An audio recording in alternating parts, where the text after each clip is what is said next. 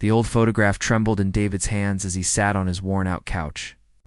8 years had passed, but the image was still crystal clear in his mind. A young girl with the most unusual pale blue eyes he had ever seen, and strange markings on her skin that looked like natural designs. She couldn't have been more than 12 years old when they found her. David closed his eyes and let the memory wash over him. It was a cold night in the mountains of Afghanistan. His team was on a routine patrol when they heard crying coming from behind some rocks. At first, they thought it might be a trap. But something about the sound made David signal his team to approach carefully. There she was, sitting alone in the darkness, shivering and scared. Her clothes were unlike anything they had seen before, made from some kind of fabric that seemed to shimmer in the moonlight. The other soldiers in his unit started calling her the strange girl, because everything about her seemed different from the local people they usually encountered. When David tried to speak to her in the local language, she just stared at him. With those haunting eyes, she didn't seem to understand any of the languages his translator knew. But somehow, when David spoke to her in English, she seemed to calm down, not because she understood the words, but because his voice was gentle and kind. The girl had been wandering alone for what looked like days. She was thin and hungry, with cuts on her feet from walking without proper shoes. David gave her water from his canteen and some food from his pack. She ate like she hadn't seen food in a long time. What struck David most was how she communicated. She would draw symbols in the dirt with her fingers, strange patterns. That looked like writing but weren't like any alphabet he knew. When she drew these symbols, her eyes would light up, as if she was trying to tell them something important. On the second night, David was on watch duty when he noticed the girl drawing again. This time she was making pictures that looked like mountains and people. She pointed to herself, then to the drawings, then up at the mountains around them. David realized she was trying to tell them where she came from. He sat down next to her and started drawing too. Simple pictures of his team, their vehicles, and the nearby village. The girl watched him carefully, and for the first time since they found her, she smiled. It was just a small smile, but it made David's heart warm. The other soldiers in his unit were good people, but they were focused on their mission, were worried about the girls slowing them down or putting them in danger. David understood their concerns, but he couldn't shake the feeling that this girl was special and needed their help. During the 3 days they spent together, David learned that the girl was incredibly smart. She picked up on their routines quickly and seemed to understand things without being told. She would help pack their gear in the morning and knew to stay quiet when they were moving through dangerous areas. But it was her eyes that haunted David the most. They held a sadness that no child should carry. Sometimes he would catch her staring off into the distance. He knew she was thinking about something terrible that had happened to her. On the third day, David's commanding officer received new orders. Special team was coming to take the girl to a safe place where people could help her find her family. David felt relieved that she would be taken care of, but also worried about what would happen to her. When the special team arrived, they were different from regular soldiers. They wore civilian clothes and spoke softly to the girl, translator who tried several different languages. But the girl still didn't respond to any of them. As they prepared to leave, the girl ran to David and grabbed his hand. She looked up at him with those pale blue eyes and said something in her strange language. Even though he couldn't understand the words, David knew she was saying goodbye and thank you. She reached into her pocket and pulled out a small stone, with symbols carved into it. She pressed it into David's hand and smiled that same small smile from the night before. Then she walked away with the special team, turning back once to wave at him. David kept that stone in his pocket for months. After he returned home, eventually, he put it in a small box with the photograph his unit had taken of the girl. Sometimes late at night, he would take out the stone and wonder what happened to her. The memories of that time affected David in ways he didn't expect. He started having dreams about the girl, wondering if she was safe and if she had found her family. He began studying different languages and cultures, hoping to understand where she might have come from. Years passed, and David finished his service and came back to civilian life. He got a job helping other veterans adjust to life back home, but he never forgot about the girl with the pale blue eyes. Sometimes his colleagues would notice him staring out the window, lost in thought, and they knew he was thinking about something from his past. The photograph became David's most precious possession, reminded him that even in the darkest times, there could be moments of human connection that changed everything. The girl had taught him that kindness doesn't need words, and that sometimes the most important thing you can do is simply be there for someone who needs help. Now, sitting in his small apartment, David wondered if he would ever see her again. He had tried to find information about what happened to her, but the military wouldn't give him any details. All he knew was that she had been taken to a safe place, and he hoped that was true. As he put the photograph back in its box, David made the same wish he had made every night for 8 years, that somehow, someday, he would know that the strange girl with the pale blue eyes was safe and happy, and that the kindness they had shared in those 3 days in the mountains had made a difference in her life. David pushed through the heavy doors of the community college, his backpack slung over one shoulder. After 3 years of working with veterans during the day, he had finally decided to take evening classes. The subject that called to him most was linguistics, the study of languages, and how people communicate. Ever since that night in Afghanistan, 8 years ago, David had been fascinated by the mystery of the girl who spoke in symbols and sounds no one could understand. He had spent countless hours researching different languages, trying to find something that matched what he remembered from those 3 days in the mountains. Tonight was special. Professor Williams had invited a guest speaker to talk about lost languages and forgotten cultures. David arrived early and chose a seat in the middle of the classroom, pulling out his notebook and pen. Other students filtered in slowly, some his age, others much younger, all looking tired from their day jobs. The guest speaker was Dr. Anderson, a woman in her 50s who had spent her career traveling the world to document languages that were disappearing. She had wild gray hair and wore colorful jewelry that jingled when she moved her hands. Language is more than just words, Dr. Anderson began, clicking through slides on the projector. It's how people see the world, how they understand their place in it, and how they connect with each other across time. David found himself leaning forward, completely absorbed. Dr. Anderson showed pictures of remote villages, ancient writing systems, and people from cultures most of the world had never heard of. She talked about communities that had developed unique ways of communicating, some using symbols, others using musical tones, and some combining both. Sometimes, she continued, we encounter languages that seem to come from nowhere. No written records, no connection to known language families. These are the most precious because they might be the last link to civilizations we thought were lost forever. David's heart started beating faster. This was exactly what he had been searching for. Someone who might understand what he had experienced. Dr. Anderson clicked to her next slide, showing a map of mountainous regions around the world. In these isolated areas, small communities have sometimes survived for hundreds of years without contact with the outside world. They develop their own ways of speaking, their own customs, their own understanding of life. That's when David noticed her. A young woman sitting in the back corner of the room had been listening intently to every word. She had long dark hair and was wearing a simple blue sweater. But there was something about her presence that made David's breath catch in his throat. When she leaned forward to get a better look at the slides, he saw her profile clearly. Those eyes, those impossibly pale blue eyes. David's hands started shaking. He tried to convince himself it was just his imagination, that he was seeing things because he had been thinking about the girl from Afghanistan so much lately. But as he watched the young woman in the back row, everything about her seemed familiar. Dr. Anderson continued her presentation, but David couldn't focus on the words anymore. He kept glancing back at the young woman, trying to get a better look without being obvious. She was older now, maybe 20 or 21, but the more he looked, the more certain he became. When Dr. Anderson asked if anyone had questions, the young woman raised her hand. Dr. Anderson, she said, and her voice had that same musical quality he remembered, even though she was speaking perfect English now. What happens to the children from these lost communities? When they're separated from their people, how do they keep their culture alive? The question hung in the air like a challenge. Dr. Anderson paused, clearly thinking carefully about her answer.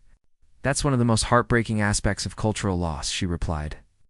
Often, these children become the last living speakers of their language, the last keepers of their traditions.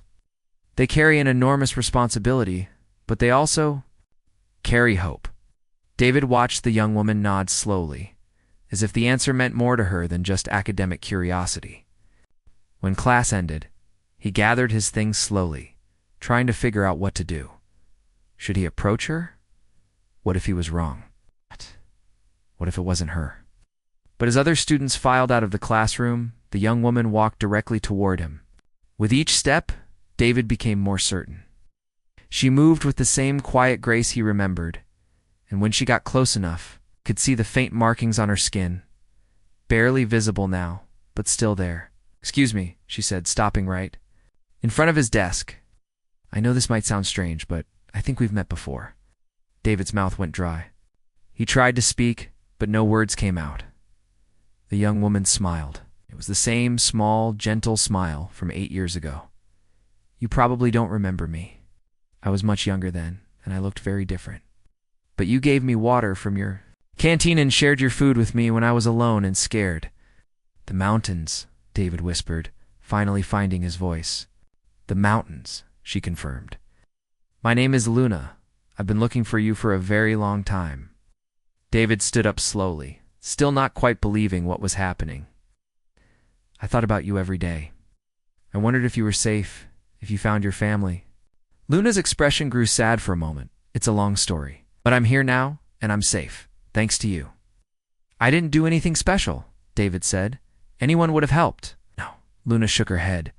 "You did more than help. You saw me as a person when others saw me as a problem to solve. You treated me with kindness when I had lost everything." Other students had left the classroom now, leaving just the two of them with Dr. Anderson, who was packing up her materials at the front. "Would you like to get coffee?" Luna asked. "I have so much to tell you, and I'd love to hear about your life too." David nodded, not trusting himself to speak. As they walked out of the classroom together, he kept glancing at her, still amazed that the scared little girl from his memories had grown into this confident young woman. "How did you find me?" he asked as they stepped into the cool evening. Luna smiled mysteriously. "I told you I've been looking for you for a very long time. It turns out that when someone saves your life, you remember their face forever." As they walked toward the campus coffee shop, David realized that this moment was going to change everything. After 8 years of wondering and worrying, the girl with the pale blue eyes had found him. Something told him that their story was just beginning. 3 days after their reunion at the college, Luna suggested they meet somewhere private where they could talk freely. She had been staying at a small hotel in town, and David could see that she was nervous about something. There were shadows under her eyes, as if she hadn't been sleeping well. "There's a hiking trail about 20 minutes outside town," she said, when they met for breakfast. "It leads up into the hills. Would you be willing to walk with me there? I need to tell you some things, and I think it would be easier away from other people." David agreed immediately. He had been wondering about her story for 3 days now, and he could tell she was carrying something heavy. As they drove to the trailhead in his old pickup truck, Luna stared out the window at the desert landscape stretching toward the mountains. "It reminds me of home," she said quietly. "The way the light hits the rocks, the smell of the dry air. I haven't been somewhere that felt like this in 8 years." The hiking trail was empty except for a few birds and the sound of their footsteps on the packed earth. They walked in comfortable silence for the first 10 minutes, both of them seeming to gather their thoughts. Finally, Luna stopped at a large flat rock overlooking the valley below. "This is good," she said, sitting down and patting the space beside her. "No one can hear us here." David sat down, giving her space, but close enough that he could see her face clearly. Luna took a deep breath and began to speak. "My real name isn't Luna," she said. "That's the name they gave me when I came to America. My birth name is Kira, and I come from a place that most people don't know exists." She paused, picking up a small stone and turning it over in her hands. "My people are called the Ashanti. We're not from any country you'd find on a map. For hundreds of years, we've lived in a hidden valley deep in the mountains between Afghanistan and Pakistan, so remote that even the local villages don't know we're there."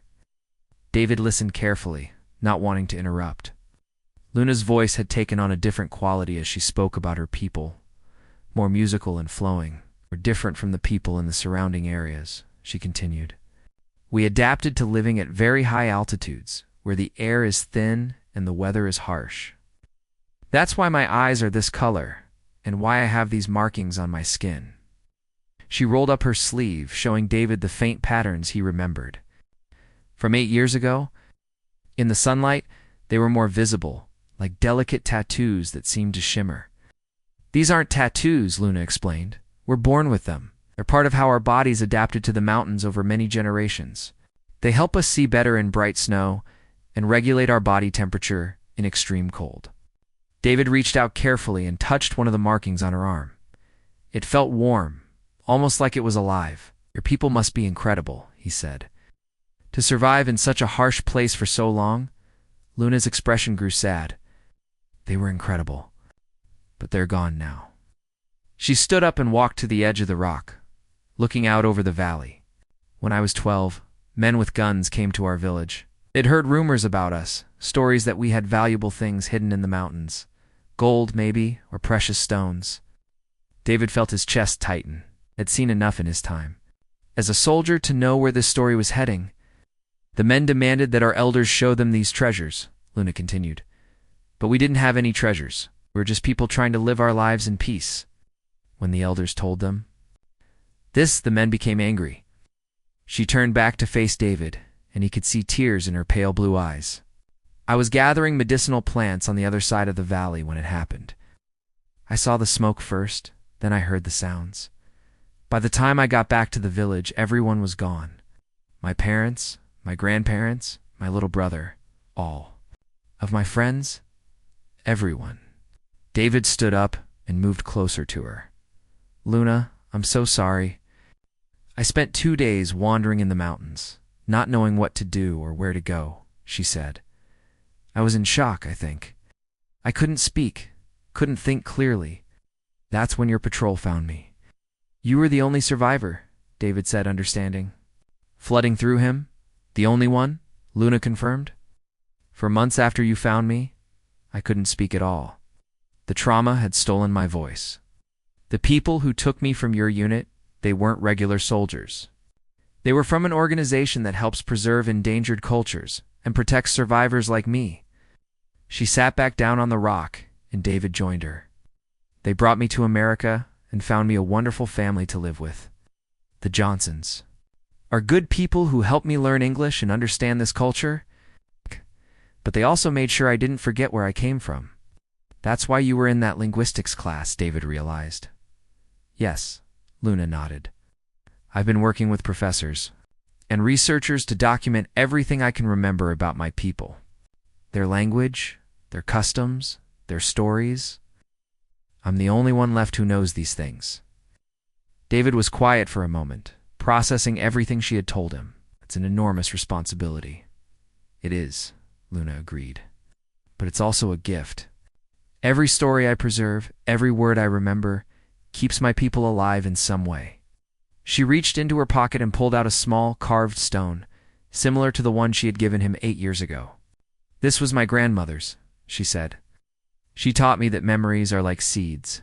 If you plant them carefully and tend to them, they can grow into something beautiful that helps other people. David looked at the stone, seeing the intricate symbols carved into its surface. Is this your language? Part of it, Luna said. These symbols tell the story of how our people came to live in the mountains. It's one of the first stories children learn. Would you teach me? David asked. Luna smiled, and for the first time since they had started walking, she looked truly happy. I would love that. Actually, that's part of why I've been looking for you all these years. What do you mean? You were the first person who saw me as human when I had lost everything, Luna explained. You didn't try to fix me or change me. You just accepted me as I was. It gave me hope when I had none. She stood up and offered David her hand. I want to honor my people by sharing their story with the world, but I can't do it alone. I need someone who understands what it means to help others, someone who knows how to see past the surface to the person underneath. David took her hand and stood up. You want me to help you? Luna said. You've Been searching for meaning since you came back from the war. I've been carrying the weight of being the last of my people. Maybe together we can turn both of those things into something positive." As they walked back down the trail together, David felt something he hadn't experienced in years. For the first time since he had returned home, he felt like he had a purpose that was bigger than just surviving each day. Luna had not only found him again, she had offered him a chance to be part of something meaningful. "So what do we do first?" he asked. Luna smiled. "We start by planting seeds." Over the next few weeks, David and Luna met almost every day. What started as helping Luna document her people's culture slowly became something deeper. A friendship that was healing both of their wounded hearts in ways neither of them expected. Luna had rented a small apartment near the college, and David would visit her there in the evenings after his work at the Veterans Center. Her living space was simple, but filled with notebooks, recordings, and carefully drawn symbols covering every surface. She had been working alone for so long that having someone else show genuine interest in her project felt like a gift. "Look at this," Luna said one evening, spreading out a large sheet of paper covered in intricate drawings. "These are the symbols for different emotions in my language. We don't just have words for happy or sad. We have specific symbols for the feeling you get when you watch sunrise from a mountain peak, or the sadness that comes from missing someone who will never return." David studied the drawings carefully. Each symbol was beautiful and complex, like tiny works of art. "This one," he said, pointing to a spiral pattern with small lines radiating outward. "What does this mean?" "It's the feeling of finding something you thought was lost forever," Luna explained. "It's one of the most important symbols in our culture." David looked at her, understanding immediately. "It's like finding me again." "Exactly," Luna smiled. "But also like you helping me find hope in my mission." As the days passed, David noticed changes in himself that he hadn't expected. The nightmares that had haunted him for years were becoming less frequent. The constant worry and sadness that had followed him home from the war were slowly lifting. Having a purpose beyond just getting through each day was transforming him. Luna noticed the changes too. "You seem different," she said one afternoon as they sat in the small cafe near the college. "More at peace." "I feel different," David admitted. "Working with you, learning about your culture, it's given me something I didn't know I was missing." "What's that?" "Way to make sense of everything that happened," David said. "I used to think that finding you in the mountains was just random chance. But now I think maybe it was meant to happen. Maybe we were supposed to find each other again." Luna reached across the table and took his hand. "I've thought the same thing. In my culture, we believe that some people are connected by invisible threads that can never be broken, no matter how far apart they are." They decided to start recording Luna's stories properly. David borrowed a good camera from the college, and they began filming her as she shared memories of her people. At first, Luna was nervous about being recorded, but David's gentle encouragement helped her relax. "Tell me about a typical day in your village," David said from behind the camera. Luna's face lit up as she began to speak. "We would wake up before sunrise because the morning light in the mountains is magical. The air would be so clean and cold that it made your lungs feel alive. My grandmother would make tea from herbs we grew in our garden, and we would sit together watching the sun paint the peaks different colors." As she spoke, David could picture the scene she was describing. Her voice took on a dreamy quality when she talked about her home, and he found himself feeling homesick for a place he had never been. "Children," Luna continued, "we would teach them our language by singing songs and telling stories. Every symbol, every word had a story behind it. Learning wasn't just about memorizing things, it was about understanding the heart of our people." David lowered the camera. "It sounds beautiful," as Luna said softly, "but it was also hard. The winters were brutal, and we had to work together to survive. Everyone had a job. Everyone was important. We didn't have much, but we had each other." They worked together for hours, with Luna sharing stories and David asking thoughtful questions. That helped her remember details she had forgotten. Sometimes she would laugh at a funny memory, and sometimes she would cry when talking about people she missed. "I'm sorry," she said during one of these moments, wiping tears from her eyes. "I know this must be difficult to watch." "Don't apologize," David said firmly. Your feelings are important. This is part of your story, and it deserves to be told honestly. As they continued working together, David began to understand that Luna's project wasn't just about preserving her culture. It was about healing from the trauma of losing everything. Each story she told, each symbol she explained, was a way of keeping her people alive. You know what I realized? David said one evening as they were packing up their equipment. This isn't just helping you, it's helping me too. How so? Been carrying guilt about the war for years, David explained. Guilt about the people I couldn't save, about coming home when others didn't. But working with you, seeing how you're turning your pain into something meaningful, it's showing me a different way to think about everything. Luna nodded thoughtfully. Healing isn't about forgetting the pain, it's about learning to carry it in a way that helps others. They decided to expand their project beyond just recording Luna's memories. With David's help, Luna began reaching out to other survivors of cultural destruction, people who had lost their communities to war, natural disasters, or other tragedies. They started a small support group that met once a week at the community center. The first meeting was awkward.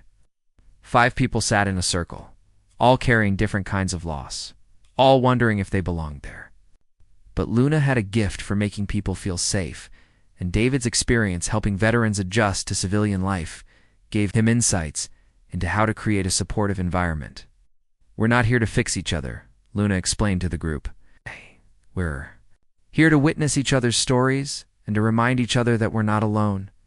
An elderly man named Robert had survived the closure of a Native American boarding school and was trying to reconnect with his tribal language. A young woman named Chen had fled her homeland during a civil war and was struggling to keep her family's traditions alive. A middle-aged man named Alex had lost his entire neighborhood to gentrification and was working to preserve the community's history. Week by week, the group grew stronger. People began sharing not just their pain, but also their hopes and dreams. They started collaborating on projects, helping each other document their stories and preserve their cultures. Look what we've created, Luna said to David one evening, after a particularly moving group session. This isn't just about my people anymore. It's about everyone who refuses to let their story disappear. David looked around the room at the photos, documents and recordings that group members had brought to share. It's beautiful, he said. And it's all because you had the courage to share your story. We had the courage, Luna corrected. I couldn't have done this alone. As winter turned to spring, David realized that he and Luna had become more than just collaborators. They were true partners in every sense of the word. She had helped him find purpose and healing, and he had helped her turn her solitary mission into a community effort. I have an idea, David said one evening as they walked through the park near Luna's apartment. What if we made a film about all of this? Not just about your people, but about everyone in our group, about how people can lose everything and still find ways to rebuild. Luna stopped walking and turned to face him. You mean like a real documentary? Not, David said. We have all these amazing stories, and we know how to tell them. It's time to share them with the world. Luna's eyes lit up with excitement. That's a wonderful idea, but are you sure you want to do this? It would be a big commitment. David took her hands in his. Luna, working with you has been the most important thing I've ever done. If we can help other people the way we've helped each other, then yes, I'm absolutely sure. As they walked home together under the stars, both of them felt something they hadn't experienced in years, genuine hope for the future. They had found each other again, and in doing so, they had found themselves. 1 year later, the community center was buzzing with excitement. People had been arriving all evening for the premiere of Voices from the Mountains, the documentary that David and Luna had spent months creating together. The small theater was packed with faces both familiar and new, all eager to see the story that had brought their community together. David stood at the back of the room, adjusting his tie nervously. He had never been comfortable being the center of attention, but tonight was different. Tonight wasn't about him. It was about Luna and all the brave people who had shared their stories. Luna appeared beside him, wearing a simple blue dress that somehow made her pale eyes even more striking. She had braided her long dark hair with small silver threads that caught the light when she moved. Around her neck, she wore a pendant made from the same stone her grandmother had given her years ago. "Are you nervous?" she asked, slipping her hand into his. "Terrified," David admitted with a smile. But the good kind of terrified. The documentary had grown far beyond what either of them had originally imagined.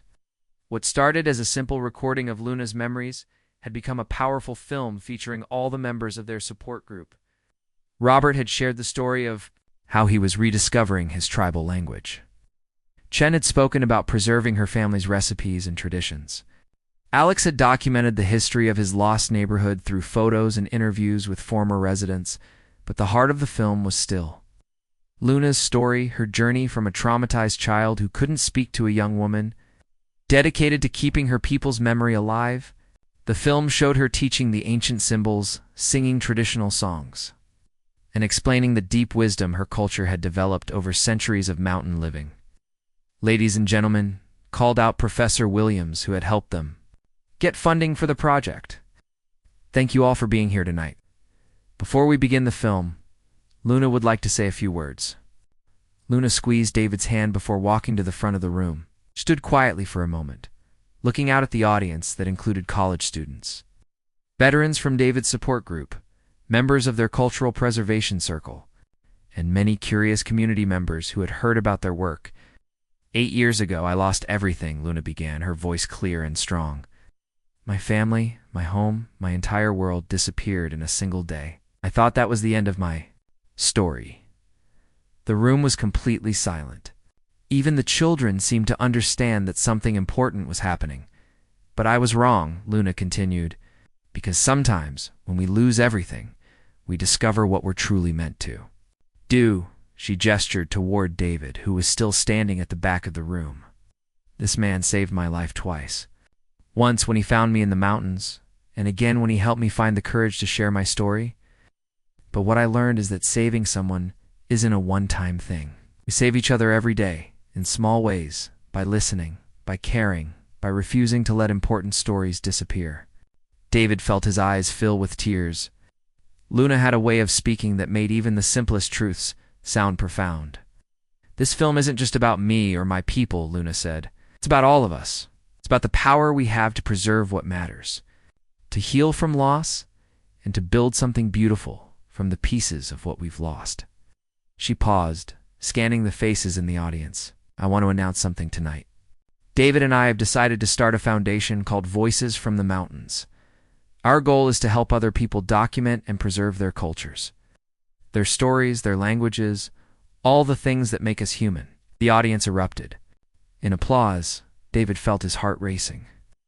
They had talked about this idea for weeks. "We're also pleased to announce," Luna continued when the applause died down, "that the foundation has received our first major grant. Thanks to the support of several organizations that believe in our mission, we'll be able to help communities all over the country preserve their heritage." More applause filled the room. David made his way to the front to stand beside Luna. "There's one more thing," Luna said, looking directly at David. "This work has taught me that the most important discoveries happen when we open our hearts to unexpected connections. David didn't just help me preserve my culture, he became part of my family."